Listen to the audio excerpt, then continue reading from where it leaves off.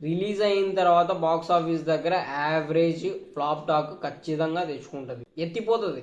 నాకు కూడా అదే అనిపిస్తుంది, అదేదో బొమ్మల సినిమా చూసినట్టు. చెప్పాలంటే ఆది పురుష్ 2.0 అనిపిస్తుంది ఇది, రీ రిలీజ్ ట్రైలర్ 2.0 కాదు. నాకు అది చూస్తుంటే ఏదో కార్టూన్ లో ఒక శివ అని సైకిల్ వేసుకొని వస్తుంటాడు, ఆ కార్టూనే గుర్తొచ్చి.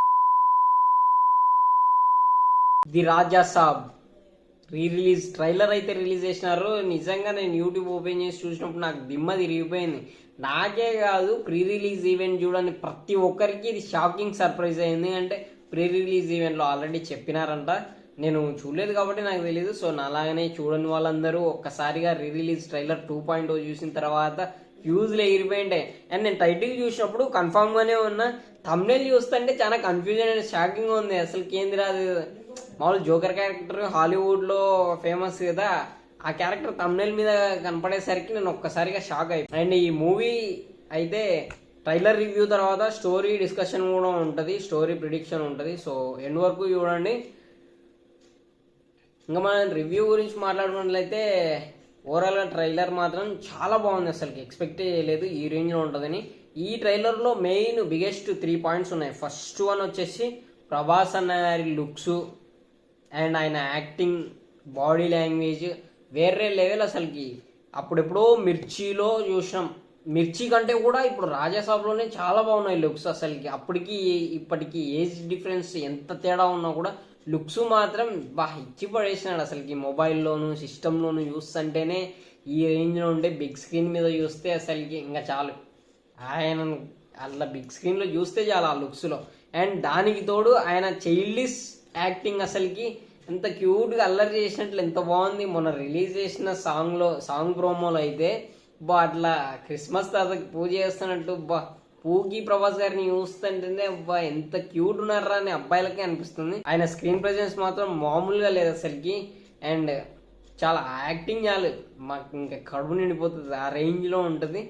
ఇంకా సెకండ్ చూసుకున్నట్లయితే టెడ్డీ అన్న, మన టెడ్డీ అన్న బ్యాక్గ్రౌండ్ మ్యూజిక్ చెప్పాల్సిన అవసరం లేదు. ఇంకా సెకండ్ చూసుకున్నట్లయితే మన టెడ్డీ అన్న, ఆయన గురించి చెప్పాల్సిన అవసరం లేదు. బ్యాక్గ్రౌండ్ మ్యూజిక్ ఏ రేంజ్లో కొడతాడో మీకు అందరికీ తెలుసు. ఆ లాస్ట్లో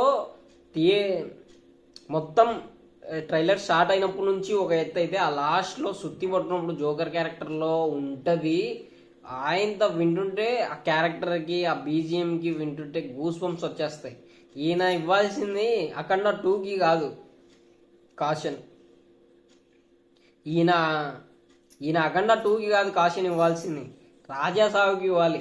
థియేటర్ సర్వీస్ చేయించుకోండి అని ఆల్రెడీ కాషన్కి కాబట్టి మనకి ఇంకా రాజాసాబ్కి అవసరం లేదులే. ఇంకా మూడో ప్లస్ పాయింట్ చూసుకున్నట్లయితే డైరెక్టర్ మారుతి గారు అసలుకి నేను అసలు ఎక్స్పెక్ట్ చేయలేదు భయ్యా.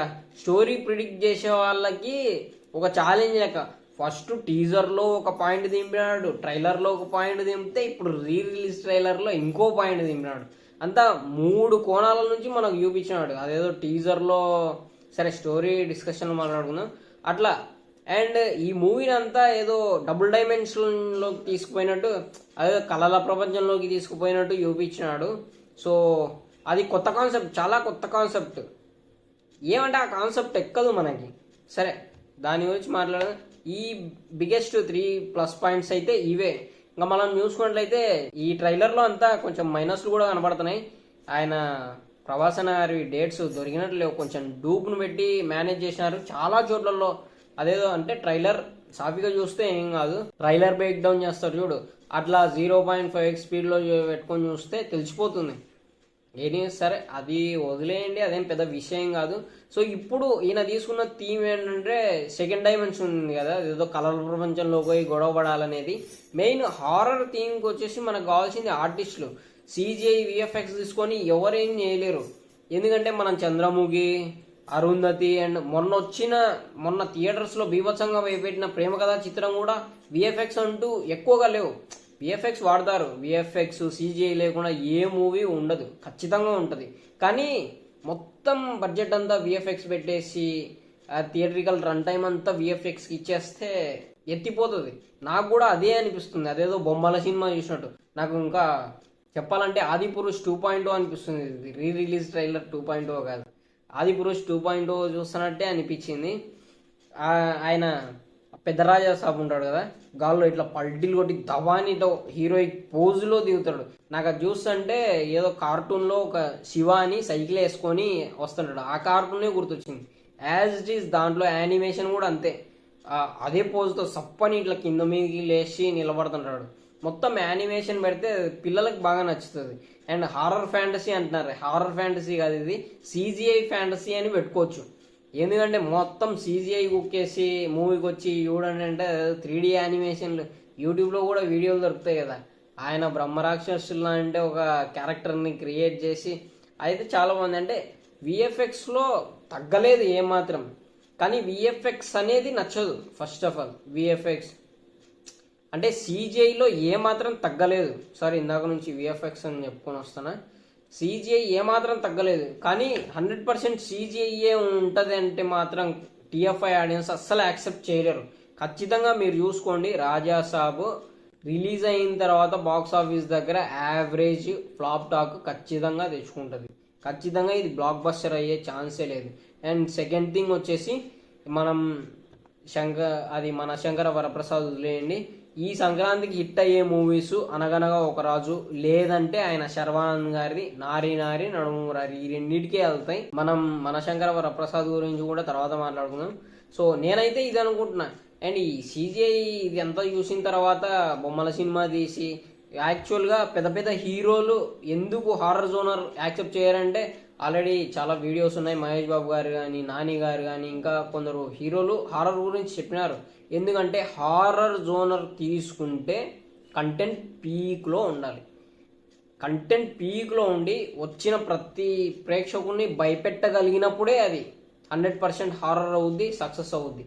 వీళ్ళేమో హారర్ ఫ్యాంటసీ అనేసి చిన్నపిల్లలు కూడా పోయి సినిమా చూసేలాగా తీసినారు. సరే, ఆ కామెడీ పండితే ఓకే, కానీ బాక్స్ ఆఫీస్ దగ్గర మాత్రం ఖచ్చితంగా ఇది ఫ్లాప్ టాకే తీసుకుంటుందని నేను అనుకుంటున్నా. చెప్పడానికి కొంచెం బాధాకరంగా ఉన్నా ఇది మళ్ళీ బొమ్మల సినిమా ఇద్దామని భయం వేస్తుంది. అండ్ లాస్ట్ లో ట్రైలర్ పోస్ట్ క్రెడిట్ లో మాత్రం అసలుకి ఆ సుత్తి పట్టుకొని జోకర్ ఫేస్ లో ఉన్న ఆ క్యారెక్టర్ ఏ విధంగా వచ్చింది, అంటే ఏ లింక్ తో మూవీలోకి వచ్చింది అనేది కొంచెం కూడా మైండ్కి రావట్లేదు అసలుకి. అక్కడ డైరెక్టర్ గారికి literally hats off. First release చేసిన టీజర్లో డబుల్ యాక్షన్ ఉండొచ్చు అని మనకు ఒక థాట్ తీసుకొచ్చినాడు. రెండోసారి రిలీజ్ చేసిన ట్రైలర్లో ఇది ఏదో నిధికి సంబంధించినది, ఒక కోటలో నిధి ఉంటుంది, దానికోసం ఈయన తాత నిధి కోసం మనవడు పోయినాడు అన్నట్టు పెట్టినాడు. ఇప్పుడు మూడో దాంట్లో చూస్తే వామ్మో భీకరంగా చాలా ఇచ్చి పడేసినాడు. ఇది ఎక్కిందంటే ప్రతి ఒక్క ఆడియన్స్కి ఎక్కిందంటే బాగుంటుంది. ఈ ఫ్యాన్స్, డైహార్డ్ ఫ్యాన్స్కి పక్కా నచ్చేస్తుంది. కానీ థియేటర్కి వచ్చిన ప్రతి ఆడియన్ని మెప్పించిందంటే మాత్రం ఖచ్చితంగా 1000 CR అయితే కొట్టేస్తుంది. కానీ ఆ థియేటర్కి వచ్చిన ఆడియన్ని ఇంప్రెస్ చేయడమే మెయిన్ ఇక్కడ. ఈ CGI అనే ఒక విషయాన్ని పక్కన పెడితే అది ఏమో కానీ CGI యాడ్ చేసిన తర్వాత నాకైతే డౌట్ కొడుతుంది.